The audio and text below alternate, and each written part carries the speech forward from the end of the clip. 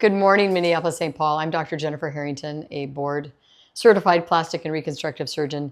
And we're just taking a little time today to do a little bit of education about breast implants. So when I'm in the operating room and I've made my pocket and I've put sizers in and I've decided what size I want to put in a patient, I'll ask my circulating nurse to go grab that implant that I need and want.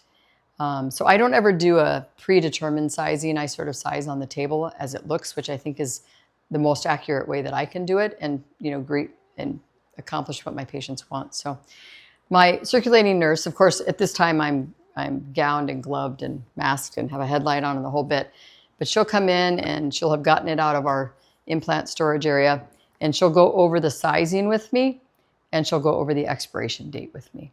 And then she'll proceed to open this on the back table. Now, while she's doing this, I'm always changing my gloves.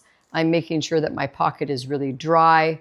I'm using a little bit of extra surgical soap around all of it and even on my instruments because I want to be the only one that actually gets to touch this implant and then get it into a very safe environment so that we don't have any post-operative problems. So this is literally what my surgical nurse is doing while I'm changing my gloves and doing all the things I just talked about.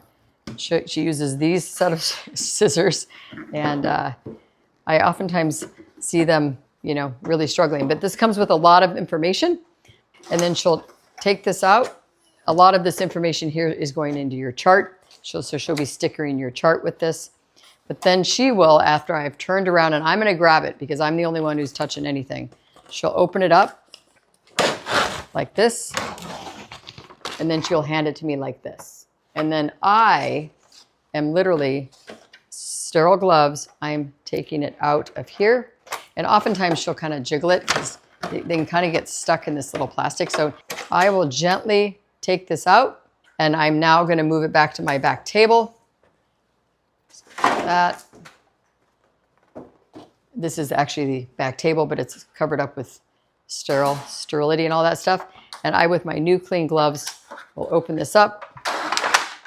I will put in my antibiotic solution, and then I will just gingerly, obviously I'm gowned and gloved, I'll take the implant out.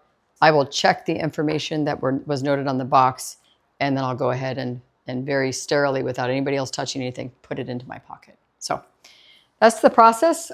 We really wanted to show you how this worked with a true live scenario of what happens. This is actually a real implant, so we won't be using it anymore, but we thought the education would be great.